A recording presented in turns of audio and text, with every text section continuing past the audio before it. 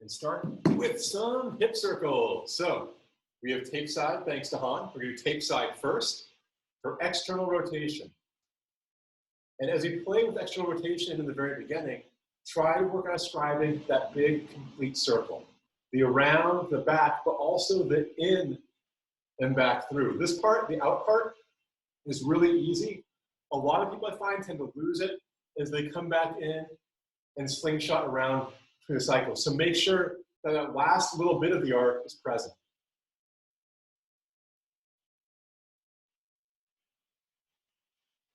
As you play with this, once things start to feel comfy and smooth, begin adding in our three main postural elements, one at a time, beginning with foot grab, which will decrease the amplitude of your circle. Belly draw, drawing the umbilicus to the spine, which will help draw that energy up, make it accessible to the upper part of the body. And then the head neck raise to make sure that draw doesn't get stuck anywhere in your chest and can then become freely available for your hands.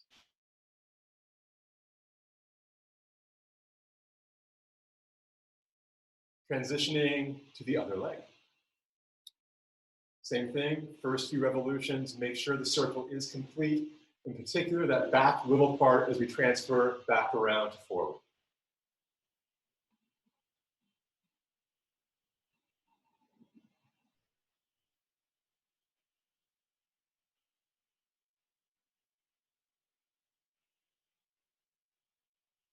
Adding in those postural elements of toe grab, belly draw, and neck raise as the circle begins to feel comfy and consistent.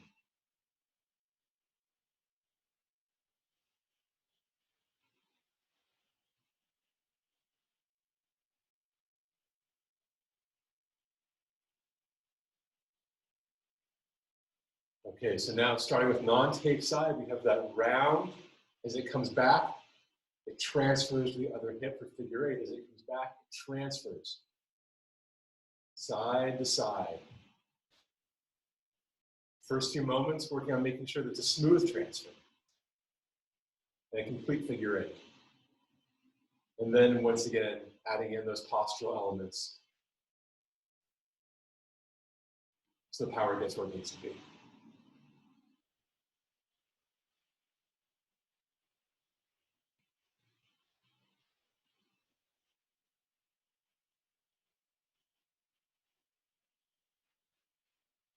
Go keep playing with that for a moment longer.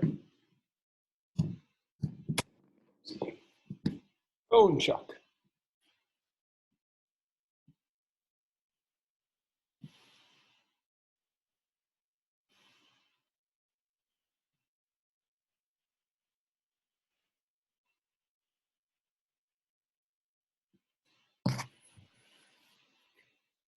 Good, Han. A little bit more with that belly draw. And Craig, using that belly draw to stabilize your hips so you get less rock back and forth, and more like your hips are just skating over the ground. Nice, smooth rotation, side to side. Good.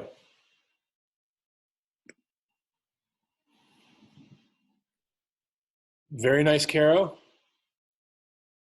Hey, Kara. Good job, Rachel. Derek, a bit more work with that belly draw. It's looking great, Elizabeth. It's looking good, April.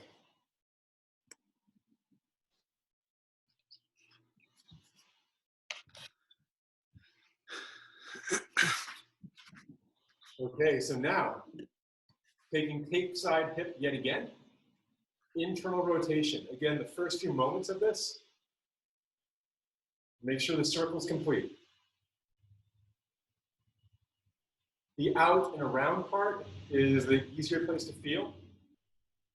But make sure it's equally connected as it draws in to back.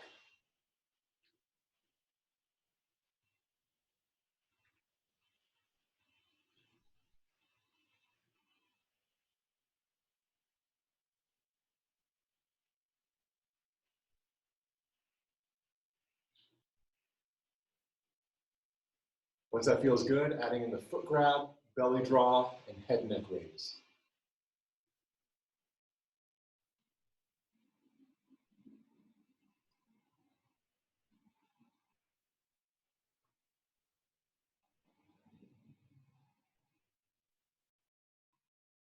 And now for non-tape side, same thing.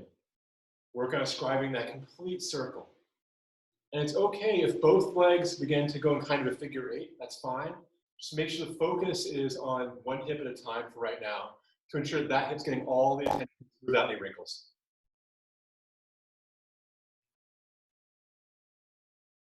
Okay. In, back, and around. In, back, and around.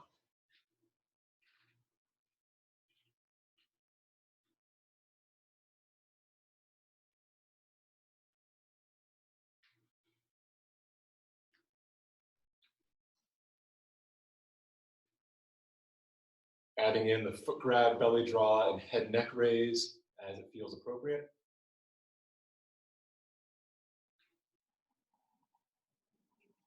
If you lose quality of the movement, go back to that base, adding in those postural elements again, making sure everything fits together smoothly and nothing is pulling you out of focus. From here, continuing into that full figure eight, first few through, just make sure the movement's complete.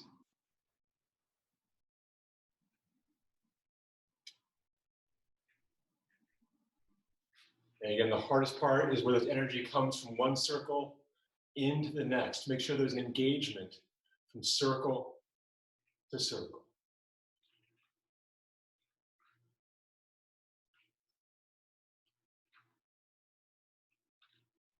Continue.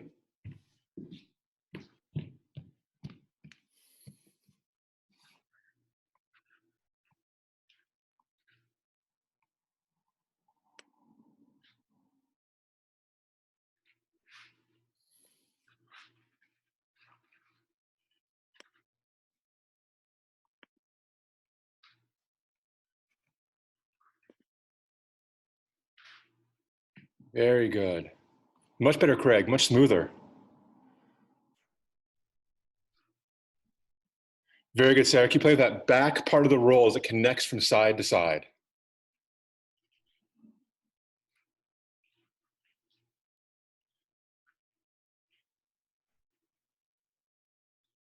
Very nice.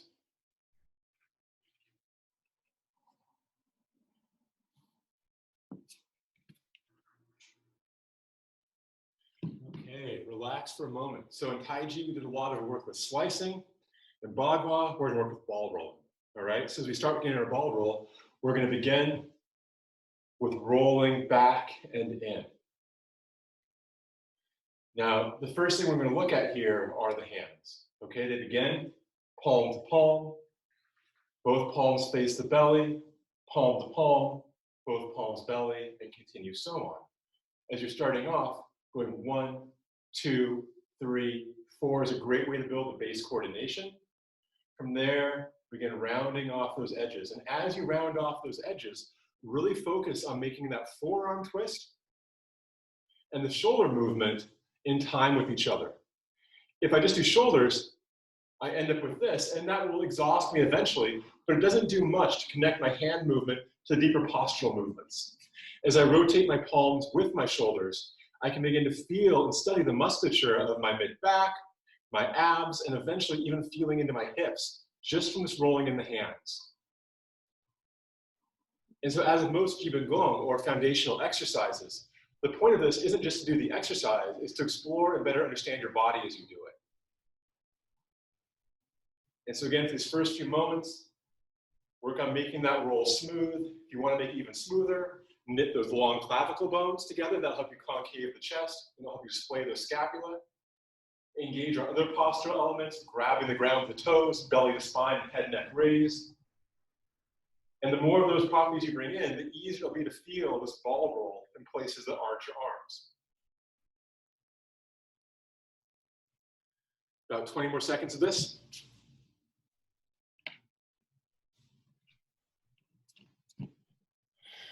Very good. Remember, in the end, your back is part of the sphere you're creating. Good, Kira. Make sure the hand rotation's complete. Nice job taking your time, Caro.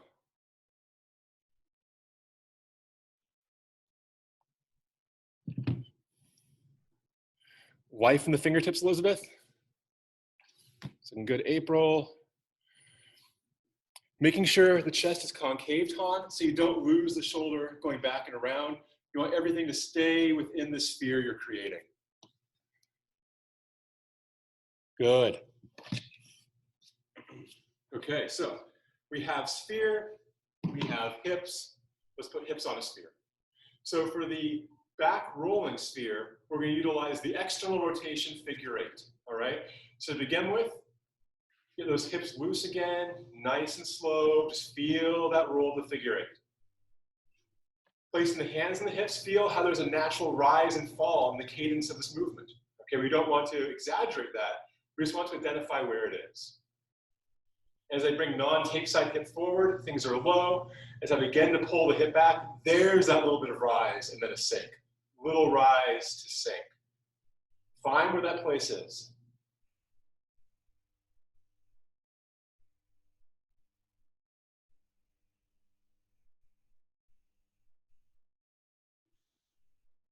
Now as we begin to bring the arms into this, I start with tape side hip. Tape side hand is low.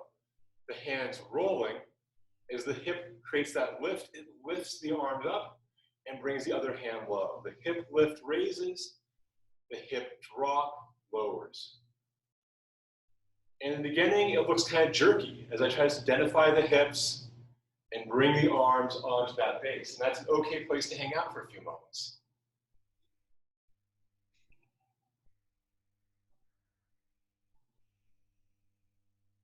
As I get more comfortable, I start to try to identify where that hip lift is.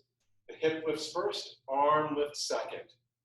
So there's a syncopation between the base and the arms. As I get more comfortable, I begin to focus more on smoothing out my figure 8. As the base smooths, the arms can smooth. You can't smooth the arms out really until the base is operating evenly beneath them. And see how as I roll through, the hip goes first just by a little bit and it carries the arm up. As I slow down so the hip lifts, arm follows. Hip lifts, arm follows. Hand rotation is even. Feet are grabbing the ground, belly is drawing to the spine, head and neck are raising. Slight concavity in the chest because yet again, the back, that rounded back is really part of the sphere. The sphere is my entire structure, not just limited to the arms. It's all of me as I roll through.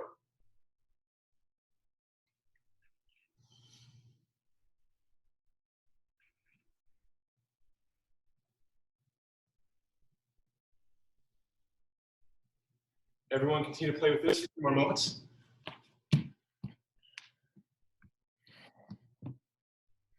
Good, Drew. Slow down a little and focus on the hand rotation part. Palm to palm and vertical, both palms to belly and horizontal, back to vertical and so on. Making sure the twist in the wrist and forearm is right in line with the twist in the shoulders and arms. Good. The focal point for this for everyone is directly in front of you. So even though my body may articulate a whole bunch, notice how that sphere I'm rolling is dead center. There's no here to here. All of this coil is spearheading to a point, and that's where the ball is rolling. Very nice, Sarah. Very nice. Play with that pace, speed it up, slow it down. When you go fast, see what falls apart. When you go slow, correct what fell apart when you went fast. Eyes up a little bit, Eric. Raise that head, neck. There you go. That'll help you get your pelvis into place so you can feel it more in your quads. You're leaning forward just a little bit, Eric. Everything else is looking good. There you go. Good, Derek and Elizabeth. Very nice movement, April. As you get more comfortable, April, work on sinking into your base. So see how there's that coil for the hips that I can use to power the arms.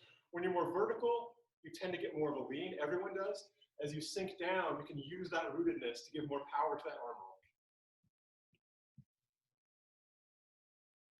Good, Rachel. Play with the speed, Rachel. Increase the speed, see what falls apart, slow it down, and fix it. Good, Kira. Relax your base a little bit, Kira. So you can really feel the hips leading the arms. Make sure that in terms of movement, it's foot grab, then hips, then belly, then the movement comes up and finally expresses in the hands.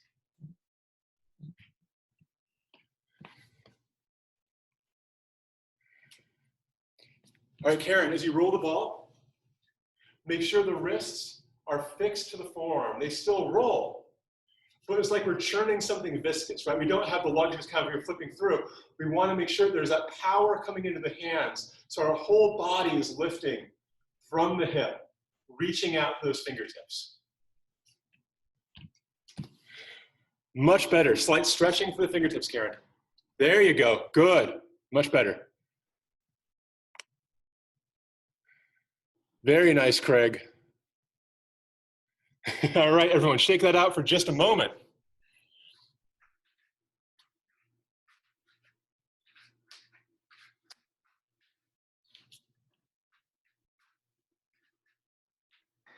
My body feels confused when I'm trying to keep the ball and the chest concave, but my head trying to pull up at the same time.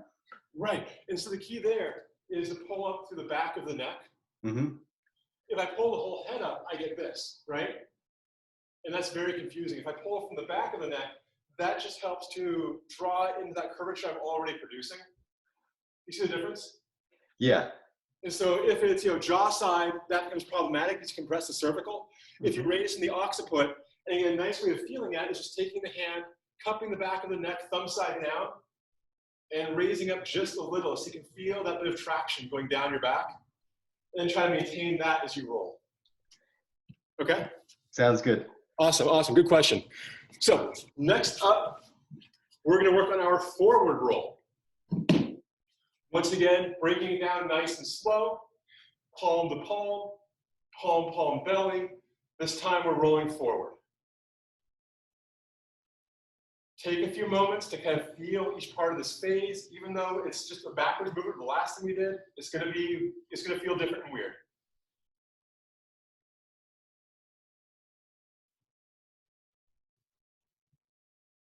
From there, smooth it out. Again, working on even rotation between the rotation of the arms at the shoulders and the arms at the forearm to wrist. We want to make sure that as we churn this movement, everything is moving in time. There's not a stuck place. If there's a part that feels kind of more iffy than the rest of it, slow that part down and gradually play with that area of the transition. Going fast won't make it better. Going slow will help you to identify what's off and slowly correct. If you want to be more of a full body movement, engage those three postural elements, the foot grab, belly draw, and head neck lift. And just take a few more moments to play with that rounding forward.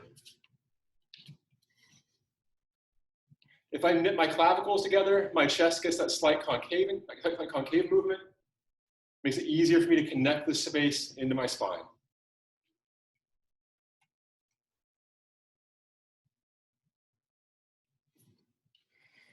Very good, Drew. Picking it up quick. Nice, Karen. Take your time, just like you're doing, a little bit slower in the beginning so you can really play with that transition phase from shape to shape. And then once that feels really smooth in your body, then start to accelerate a little bit. If you lose any of the quality that you had when you were going slow, slow down again until it comes back. It's gradually build up speed and it'll get there pretty quickly.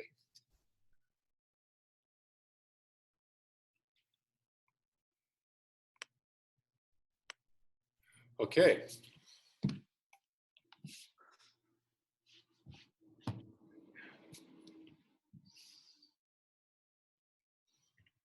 Now back to the base. Whereas lifting was an external rotation, rolling forward is going to be an internal rotation. So before we get to the hands and the legs together, let's just take a moment and play with that rolling of the hips.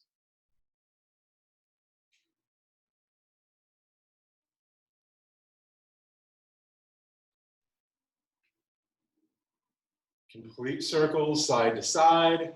Just get the movement back in your body for a second before you add in the extra challenge of legs and arms together.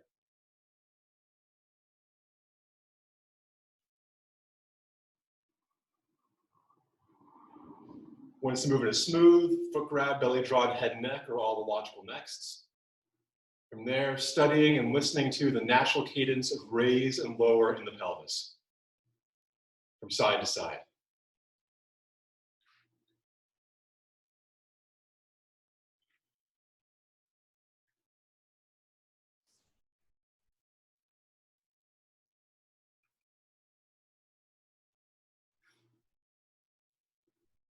As the hip rolls around and lifts, the arm's gonna come up and over. The hip rolls back, lifts, arm comes over. So I studied this in the beginning. I want to feel that lift as the pulse to follow with my arm. Lift to follow, lift to follow.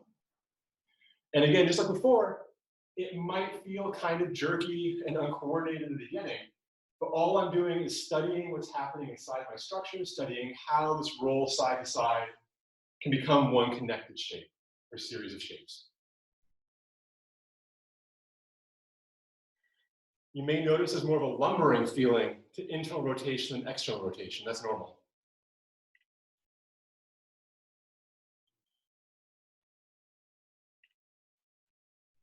Lift to roll, lift to roll.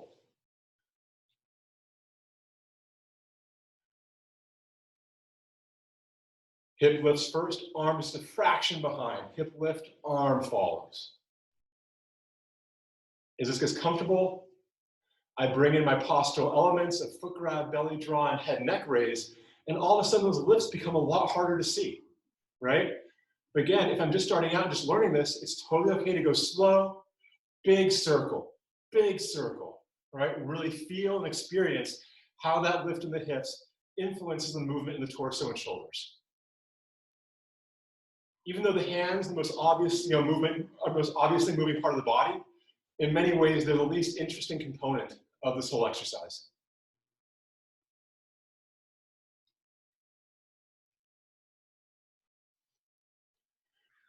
Keep playing with this.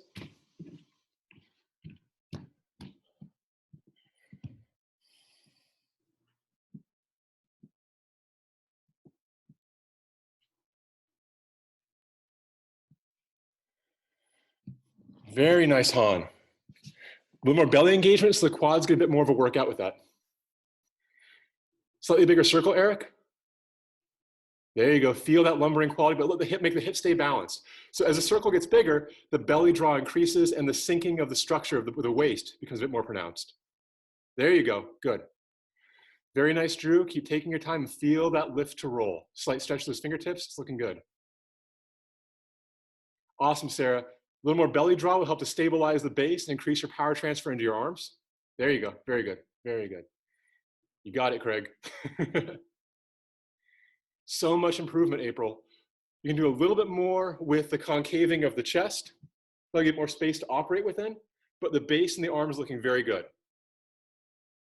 Elizabeth, make sure you're tracking in a straight line with that draw. Make sure both hands are going in the same place. There, good. The hips and the shoulders can roll, but the focal point's the same. Very nice, Derek and Rachel. Good, Kira. Sink that base a little, Kira.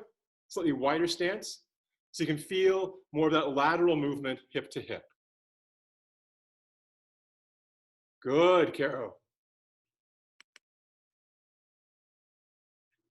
Good, Karen. Sink your stance a little bit more. There you go. And play with how you can roll from side to side. There, see when you're more vertical like this, the hips just kind of tend to do this wiggle. As you sink down, you can really isolate one leg at a time as you roll through. Big cat lumbering kind of feel. There you go. Very nice.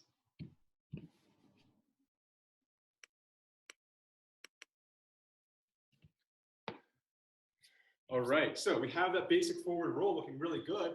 Now we're gonna add in one more component before we change gears. What we're gonna do now is take that tape side leg and step forward at a 45-degree angle, okay? From here, we're gonna bring in that internal rotation. And then off of that ball roll. And again, see how the focus is still between my two knees, right? I'm still focusing forward, but now I can use that more elongated stance to kind of free up my spine to make this lumbering movement feel more smooth in my core as I roll an even bigger ball. This 45-degree stance eliminates a lot of the kind of movement limiting qualities that a horse stance has with internal rotation and ball rolling.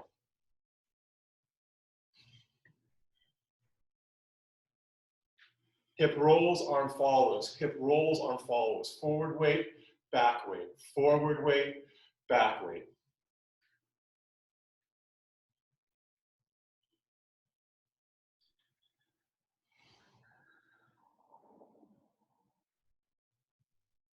Both sides of the body equally engaged, even though tape side of the body is leading the way. Without that coil of non-tape side, I don't have the power to make the tape side have the strength that it needs.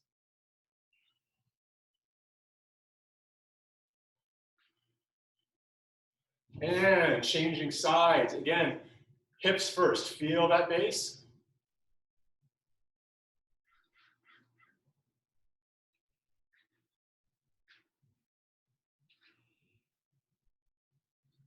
Once the base is feeling good, see how the arms want to roll off of it. As that roll becomes comfortable, condense it into a sphere. As that sphere becomes comfortable, roll your whole body around that sphere. The sphere is the focal point. You're trying to contain it with your movements.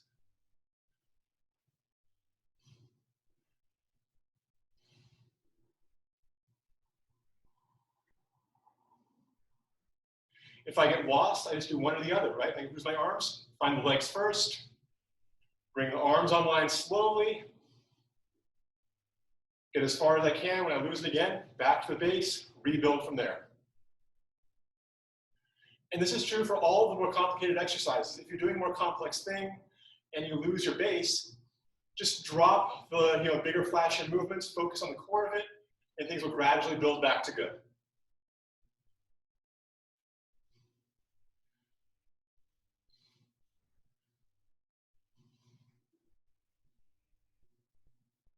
And let's take a breather. Shake that out for a moment. Any questions for me before we go on?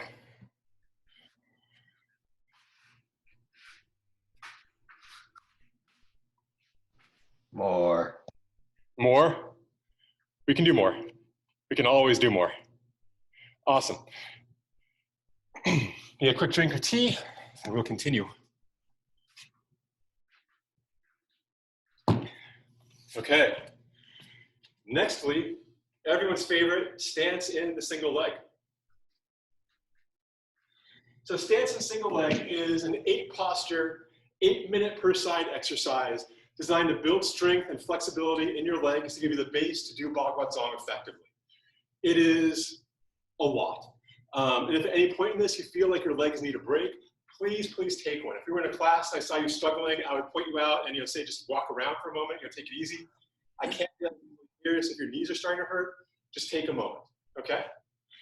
As we begin, starting on tape side. So tape side foot is relaxed and flat on the ground. As it grabs the ground, non-tape side foot comes to the toes, and the big toe is right in the middle of the down foot. As I go into the posture, I'm going to drill both arms. Tape side arm drills up, non-tape side arm drills down. I want even intention in both arms. If I only do one arm, I tend to list. I want to make sure there's a balanced opening through my core. To help facilitate this, foot's grabbing, belly's drawing, head and neck is raising, slight concavity in the chest, slight space in the down armpit. I don't want it to collapse. I want enough room that I can constantly pull and lift. The classic idea of Tian-Tuo, heaven to earth.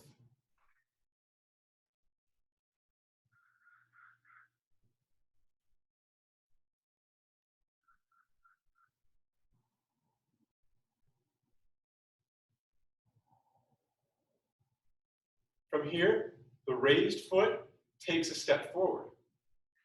The back foot, tape side, comes through and is on the heel. Both legs are straight. As I sink down, my arms switch positions. Cross body, if I can, coming under the foot with the dorsum of my hand as I push away with the palm of the other hand. If I'm not quite bendy enough to get here, I can take my two hands like this and evenly, gently reach down my leg. When I get to the point where my flexibility stops, I just relax my shoulders and let my body hang. If the yin yang press is too easy, you can raise your chin a little bit and that will deepen the stretch through your back.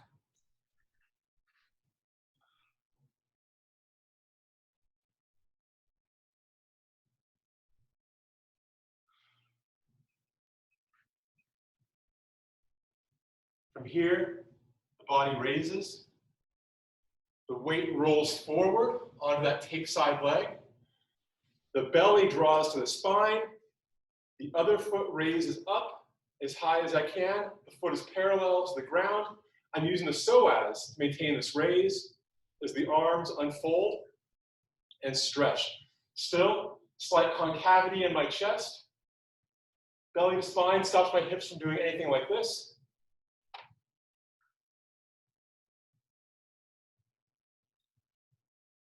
Actively raising that leg.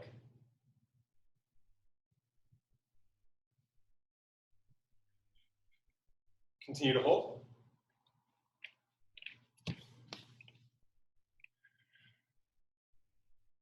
Good. Palms up, Drew.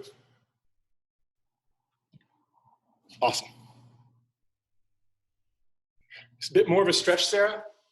You feel the body open as the arms draw out. If the arms are here, you loosen the abdominal connection. As you draw out, it's easy to feel the whole jaw, the whole frame moving with you. Good. A little more arm stretch for you, Derek. Make sure the foot's parallel, Craig. There you go. A little more arm stretch, Kira. A little more leg raise, Karen. There you go.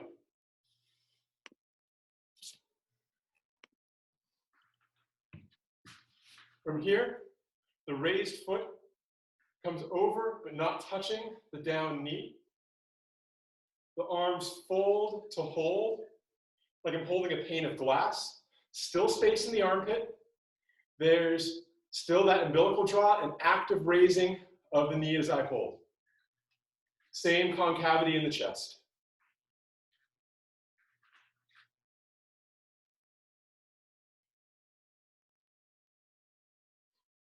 Again, if your leg needs a break, it is totally okay to shake it out whenever you need to.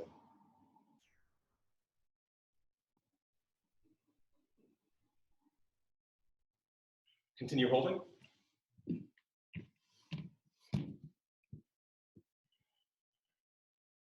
More active leg raising, Eric. There you go. Good, Drew. The balance does in this. It's awesome. Good. Active leg raising, Sarah. Working that psoas, using that belly draw to help facilitate. Make sure the foot's covering your knee, Han.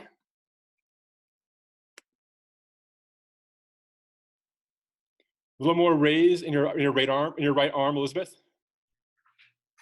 There you go. Very nice, Karen. Make sure, Kara, that you two are holding a pane of glass between the two hands. The hands are together over your center line. Very nice. Low hand is pointing towards your foot. From here, take that raised leg, rest it up and over the down leg, making a figure 4. And as I sink down, still drawing the belly to the spine as I hold. Actively pushing into the ground. If my hips are back, this all goes into my knee. That's a great big boo-how. It's no good. I want to make sure that as I sink down, my quads are working, not my joints. If sinking down at all is just too much, being vertical is a fine place to start. And as you get more comfortable and your balance improves, gradually sink bit by bit.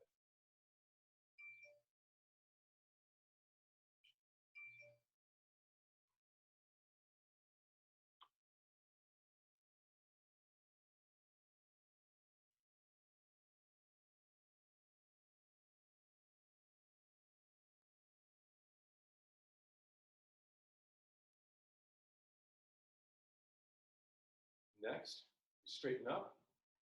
The foot comes behind, right in the fossa of the knee. Same belly engagement as we sink, pressing out, creating that rounded quality of the chest, still drawing the umbilicus to the spine, still raising the head, neck, and still grabbing the ground. And the palms are pushing away, not straight, but maintaining that sphere that increases the elasticity the more I sink into that back leg. And hold.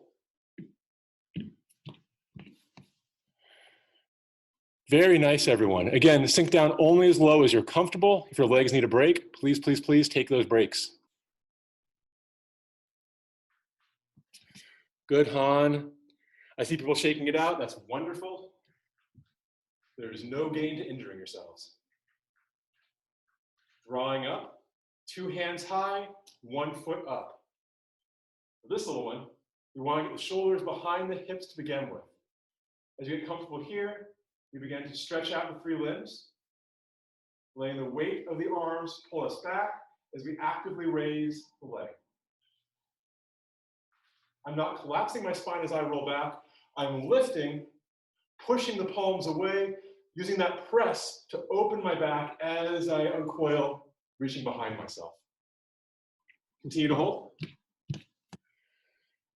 Good. Very nice, Drew. Pressing those palms away, opening up the middle. Good. Very nice, Craig. Awesome. Again, as you get more comfortable, try trusting the weight of the arms to carry you where you need to go, right? As I roll back, this is heavy. I can use this to increase the stretch without much other suffering, okay? So learn where you are in space, learn the extent of your balance, and to do that, it is entirely necessary to fall every so often, and that's okay. Drawing everything back in, keeping the pelvis flat as I press forward with the hands and away with the foot into our Star Wars trash compactor. Actively pressing between the palms and the heel, toes pointing down, fingertips pointing up, belly drawn in, back flat like a table. If you have the issue where you're kind of off to the side, put your hands in your middle, roll yourself back down to flat, and then push out again from there and try to feel the muscles that engage to hold you in this spot.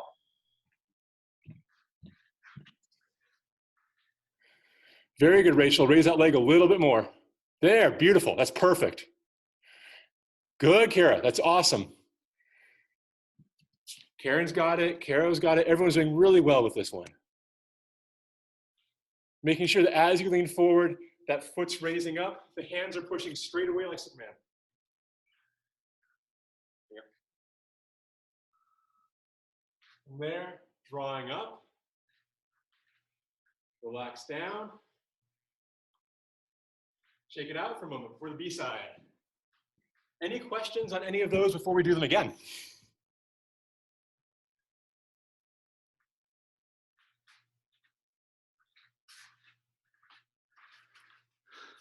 You got a just a list of what these are called or whatever, so I know how to do them again. Absolutely. And actually, I have a full 10-minute video on my YouTube channel that goes into all of these in great depth. Okay, cool. Yeah. And so I highly recommend checking that out. If you still have questions, of course, I'm happy to go into that in detail in class as well. But this is a classic Chung Bagua set. It's one of the first sets that is traditionally taught to beginners as a way of just giving them the flexibility and the strength to do the more sophisticated stuff without blowing their bodies up. Because knee shrapnel is no fun for anyone. In the YouTube channel, it's stance and single leg, is that right? Yeah, yeah. And it's a video that I posted 2 or 3 years ago, so it's a little bit down the list. But the photo in front is of me in this posture, so it should be pretty easy to find. Any other questions? Sweet, let's do it again.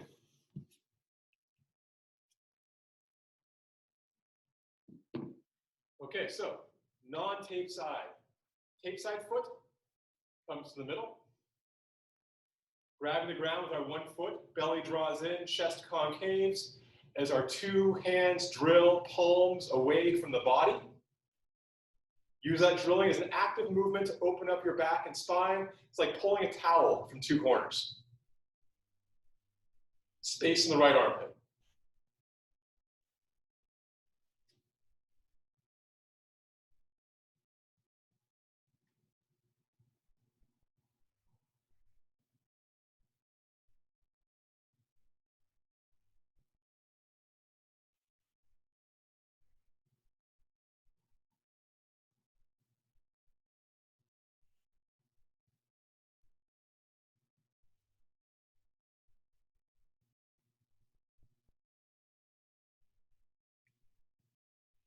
Raised leg, steps.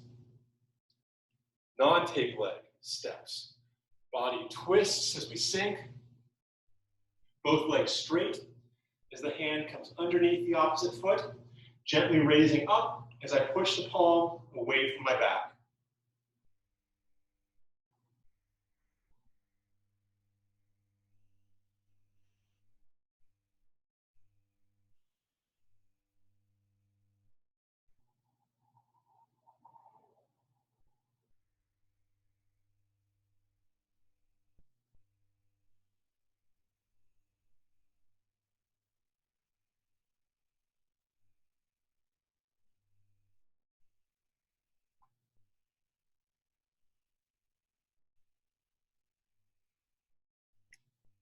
As I raise up, the weight rolls onto that front leg. Belly draws the spine as I raise the tape side leg up. Foot is parallel to the ground. Knee is actively raising. Chest concave slightly as the arms unfold. Palms up. Again, belly draw to the spine as I actively raise this leg. I'm drawing on my psoas.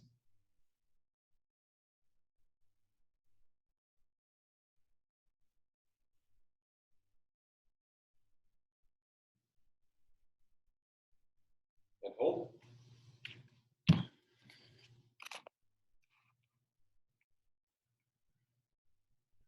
Everyone's looking good on this one. A little more stretch to the fingertips, Elizabeth. And slight raise in the arms, Sarah.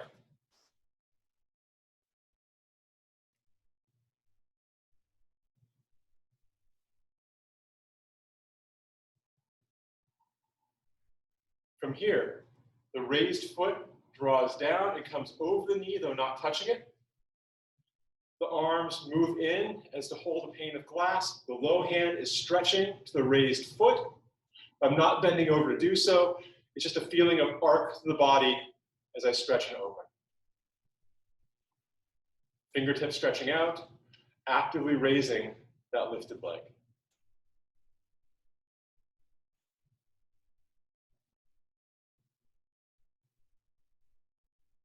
Continue to hold.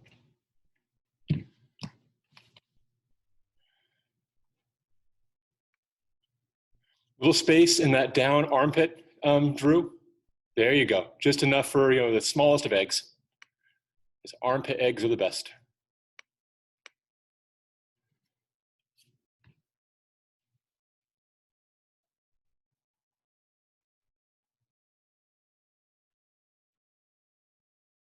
From here, raised leg comes across downed leg. Find that figure four, find that hip alignment. Make sure belly's drawing in so your pelvis is in line. As we sink down, make sure you can feel all this in the quadriceps. If you're sinking and you don't feel anything, it's most likely going into your knee. If that happens, raise up just a little. Find that belly draw. And make sure that as you drop down, your leg is actively engaged.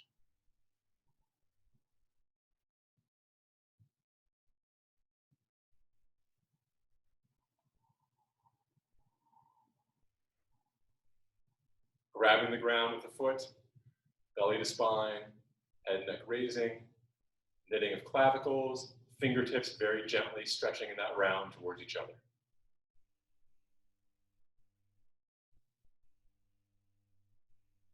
Good, raising up for just a moment. The foot comes behind into that crease of the knee. As I sink down, the hands pivot to press.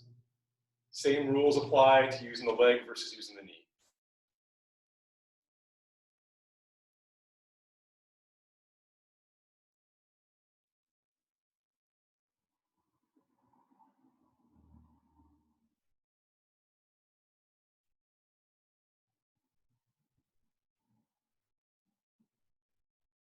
Continue holding.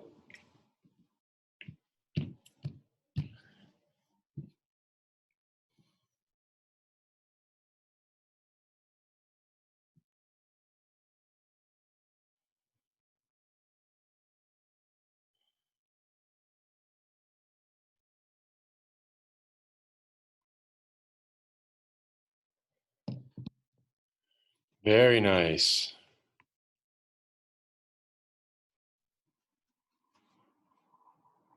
Stretch those fingertips, Derek.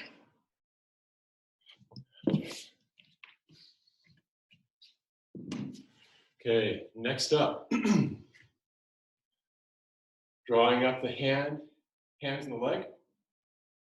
As I reach back, get my shoulders behind the hips is the first step. From here, play with elongating those 3 limbs. Once I'm there, play with the weight of the pushed up palms as they open my spine and stretch back, pulling my leg up as they do so. Okay, so again, I start in that coil, bring the shoulders back, slowly and gradually stretch, and then use that natural weight of my arms drawing behind myself to lift further and further behind the back.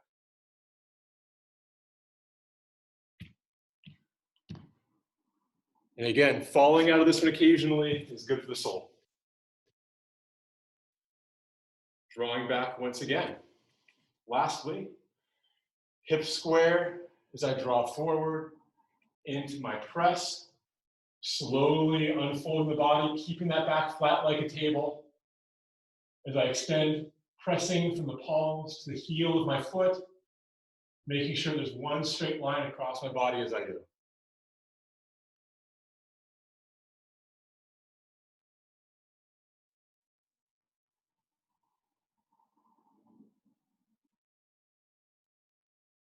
Continue to hold.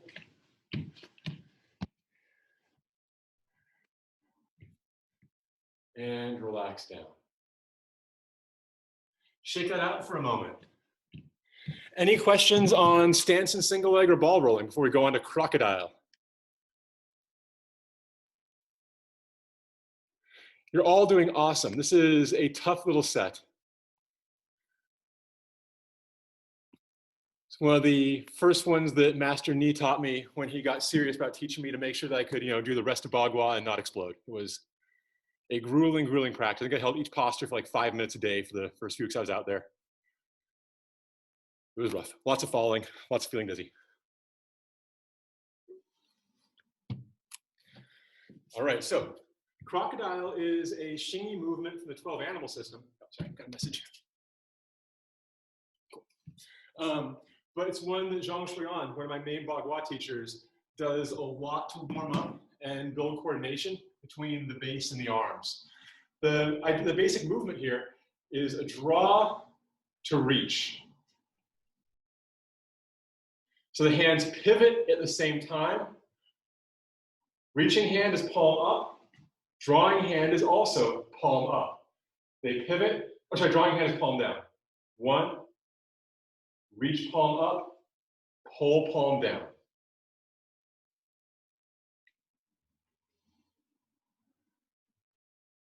There are several basic applications with this. The first is grabbing the neck. The second is elbowing as you come back. The third is breaking the arm as you capture and break the arm. There's evidently a classic Xingyi duel a long, long time ago where a master of a straight punch fought a master of the crocodile system. The straight punch guy was undefeated and had his arm broken, and this is when crocodile became famous. As it goes. As you get more comfortable with the basic coordination, we're going to take a second and go back to that external hip rotation. Rolling side to side. Figure 8, figure 8.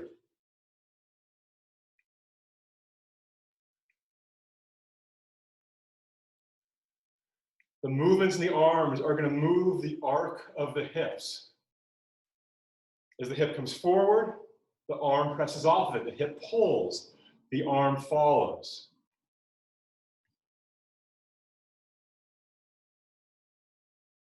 Notice how the hip arcs first, just a fraction. The hip is leading the way, giving the space for the upper body to follow. If this is hard for you to feel, make sure your 3 main postural elements are at play. Make sure you're grabbing the ground with the toes, drawing the belly towards the spine, and raising with that head neck. Draw and pull.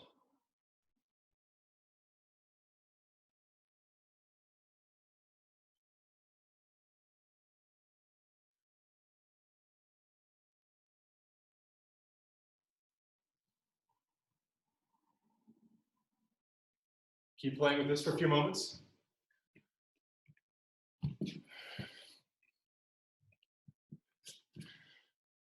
Good, Han. Make sure the shoulder rotation is an offshoot of the rotation in the hips. The hips lead, the arms follow.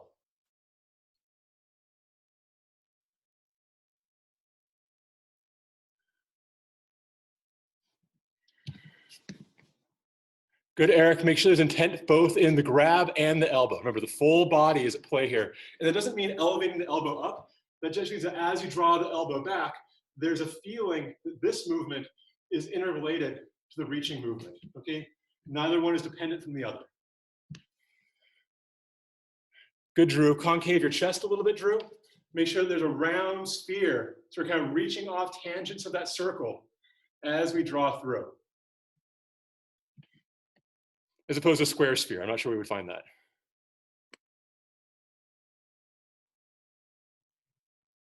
Good, April. As you draw through, neck level for the extended arm.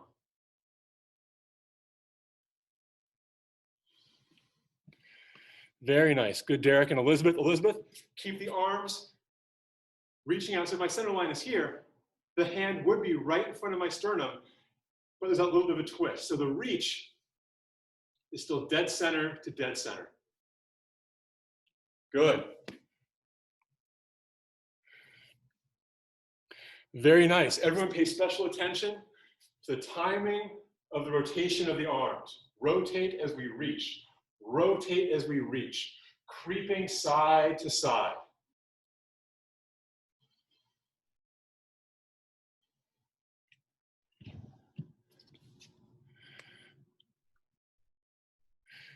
Good, Karen.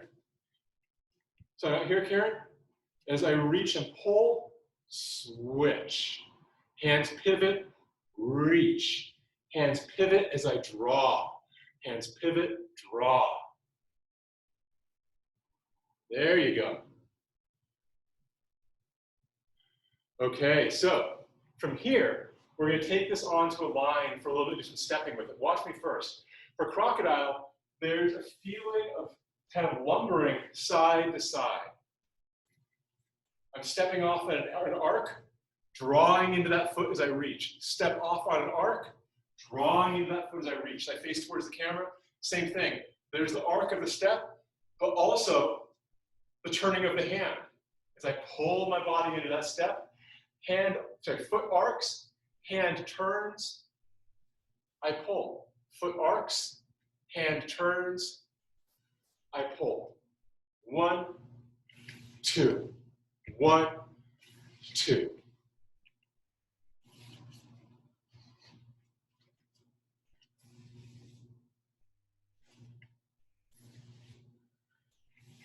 All right, again, nice and slow.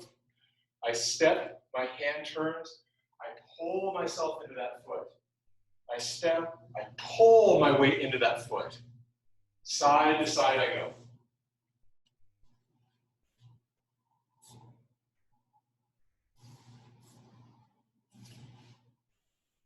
In the beginning, I'm only facing forward because the balance is tricky.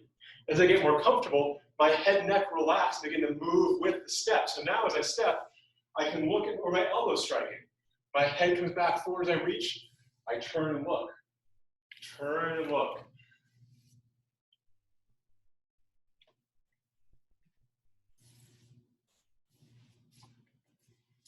If I'm playing with that and my balance just falls apart, I can go right back to the more simplistic staring straight ahead.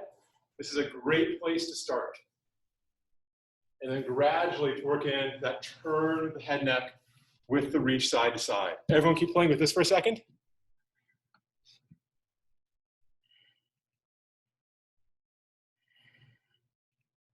Good, make sure you have your standard issue Crocodile pincher.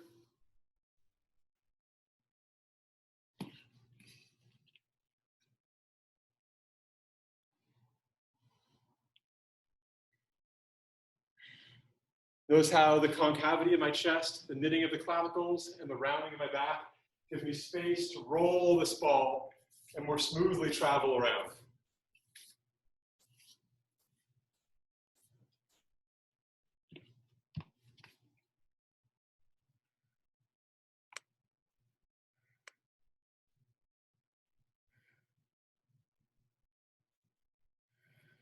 Awesome. Everyone's doing great. And as you play with Crocodile, one of the really fun things about this warm-up is that you can focus on any of those three applications. You can focus on the neck grab. You can focus on the elbow, or you can focus on that constant weaving armbar to armbar to armbar motion. And they're all good. You just go from one to the other to keep it fresh as you're playing, okay? So a couple more in line, and then we're gonna finish up with just a little bit of Crocodile on the circle. Because as a Baguazhang class, we should do some circle walking.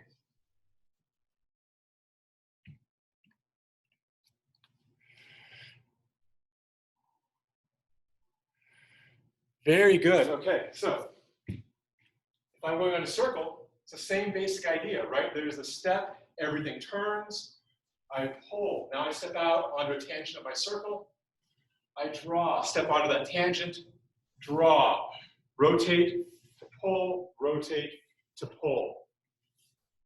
My feet touch as they pass on each successive step, and this is vital for maintaining good balance, in particular on a circle. If my feet don't brush each other, and I just kind of step out, any irregularity in my balance is just an amplified step to step until eventually it takes over and I fall or stumble, right? If my feet touch, I can check in, here's my balance, here I am stable, I step and pull, stability, step and pull, I find that stability. It looks and feels a little staccato at first, but as you get more comfortable, it becomes more of a glancing touch, and the balance is maintained step to step as you roll through this. Grab to pull, grab to pull. If you want more of a challenge, you can turn and look back with every elbow. There's always new and exciting ways to make this more intense. Grabbing with the feet and drawing the belly are absolutely vital for the same reasons that touching the feet are vital. If I'm not grabbing with my feet, I don't have that strong base, and eventually I will encounter something that will topple me over. Let's change directions. Again, starting off nice and slow. Grab the turn, feet touch, step tangent, feet touch, step tangent.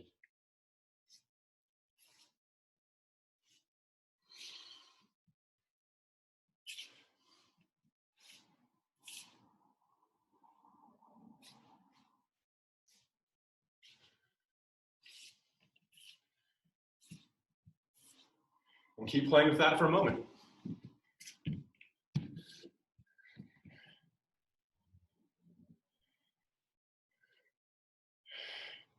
Round that chest, Eric. Make sure you're not reaching the elbow behind your body, but within the confines of that sphere. Good, Sarah. Make sure you're covering your center line as you reach out each time.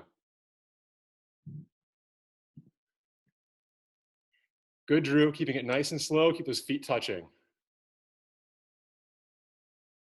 Very nice, April. Let your shoulders shift side to side as you move a little more. Let the pull of those arms help to dictate your body movement just a little bit. There you go. Same for you, Derek.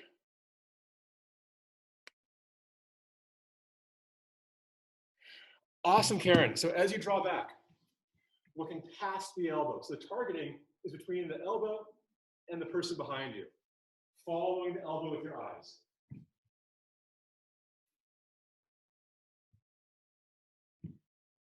Turn to turn. There you go.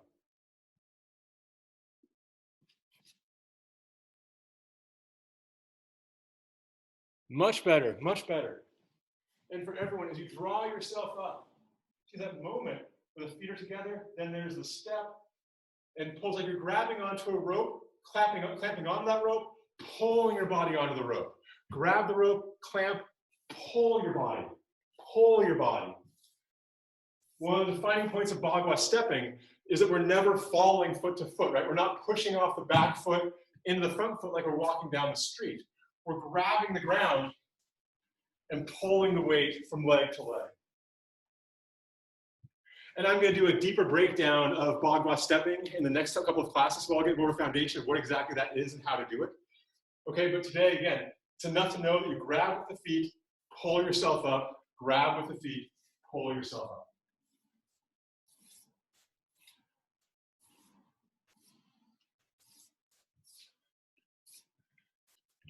Good.